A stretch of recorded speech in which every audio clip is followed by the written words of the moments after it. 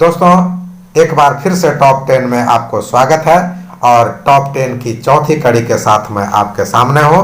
तो नंबर 1 प्रश्न पर मैं आ रहा हूं। डॉन नदी कहाँ गिरती है? इसका सही जवाब है डॉन नदी काला सागर में गिरती है। नंबर 2, ब्राजील के मैनचेस्टर को किस नाम से जाना जाता है? किसको? ब्राजील के मैनचेस्टर को किस नाम से जाना जाता है? बिल्कुल टॉप मोस्ट क्वेश्चन मैं दे रहा हूं, ऐसा नहीं कि मैं कहीं से उठा करके दे रहा हूं। यह प्रश्न जो जितना मैं दे रहा हूं टॉप 10 के माध्यम से कहीं न कहीं पूछा जाता है और पूछा गया है बहुत बार। तो ब्राजील का मैनचेस्टर को साओ पोलो के नाम से जाना जाता है। ठीक है, अब आगे चलते हैं। यूरोप की लंबी नदी का नाम आप बताएं जल्दी से। यूरोप की लंबी नदी जो सबसे लंबी है वो वोल्गा नदी है। वोल्गा नदी यूरोप की सबसे लंबी नदी है। नंबर 4, अलेक्जेंड्रिया एक बंदरगाह है। तो अलेक्जेंड्रिया बंदरगाह किस देश से संबंधित है? तो वो हमारा मिस्र से है। मिस्र से अलेक्जेंड्रिया बंदरगाह संबंधित है। क्वेश्चन नंबर 5, फिफ्थ क्वेश्चन को देखते हैं कि लैटिफंडियम एक बस्ती का प्रकार है और सबसे अधिकता कहां पाई जाती है लैटिफंडियम प्रकार की बस्ती का? तो ये ब्राजील में पाई जाती है।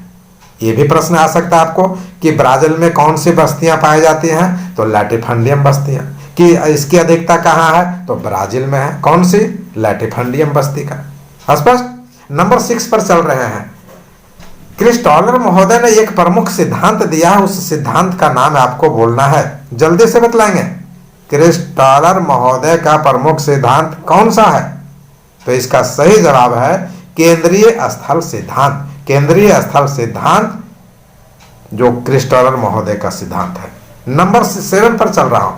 अब वेबर महोदय का एल्फ्रेड वेबर द्वारा औद्योगिक स्थानीयकरण मॉडल में समान परिवहन लागत की रेखा को क्या कहा जाता है? किस नाम से बोला जाता है? तो इसका सही जवाब है आइसोडापेन। आइसोडापेन जो है एक समान परिवहन लागत की रेखा के नाम से जाना जाता है। यही एक जो है रेखा है किसका? औद्योगिक स्थानीयकरण मॉडल में समान परिवहन लागत की रेखा को जो है आइसोडापेन कहा जाता है। स्पष्ट। ये एल्फ्रेड महोदय के द्वारा दिया गया।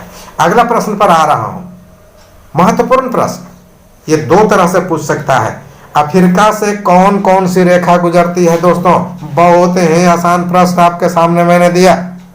अफ्रीका से होकर गुजरने वाली 2 रेखा है, इसलिए कौन कौन से जुड़ा हुआ है? तो वो 2 रेखा का नाम आपको बोलना है। इसका सही जवाब होगा कर्क रेखा और मकर रेखा। कौन सी? कर्क रेखा और मकर रेखा अफ्रीका के जो है अफ्रीका से होकर के गुजरती है। नंबर 9 पर चल रहा हूं। नंबर 9 कौन सा क्वेश्चन है कि फारस की खाड़ी और ओमान की खाड़ी को जोड़ने वाला कौन सा जल डमरू मध्य है? एक बार फिर से प्रश्न को देखेंगे कि फारस की खाड़ी और ओमान की खाड़ी को जोड़ने वाले प्रमुख जल डमरू मध्य का नाम बतलाना है आपको। जल्दी से बतलाएंगे। तो इसका सही जवाब है हार्मुज। हार्मुज जल डमरू मध्य जो है, कौन सा? हार्मुज जल डमरू मध्य वो फारस की खाड़ी और ओमान की खाड़ी को जोड़ने का काम करता है। अब नंबर 9 पर चल रहा हूं, बहुत महत्वपूर्ण। कामचटका, बहुत ही अजीब नाम लग रहा होगा ये सब आपको। कामचटका प्रायद्वीप क्या है? कामचटका एक प्रायद्वीप है। वो किस किस प्रायद्वीप से घिरा हुआ है? इसका सही जवाब आप ध्यान से सुनेंगे। ओखोटस्क सागर। कौन सा? ओखोटस्क सागर, कुराइल द्वीप समूह, उत्तरी जापान और एक लंबे प्रायद्वीप से घिरा हुआ है। कौन? कामचटका। क्योंकि इसमें लंबा जो है उत्तर है, इसलिए आप फिर से देख लेंगे कि कामचटका प्रायद्वीप जो है वो ओखोटस्क सागर, कुराइल द्वीप समूह, उत्तरी जापान और एक लंबे प्रायद्वीप से घिरा हुआ है। इस प्रकार आपके सामने 10 महत्वपूर्ण प्रश्न मैंने दिया। बहुत बहुत धन्यवाद।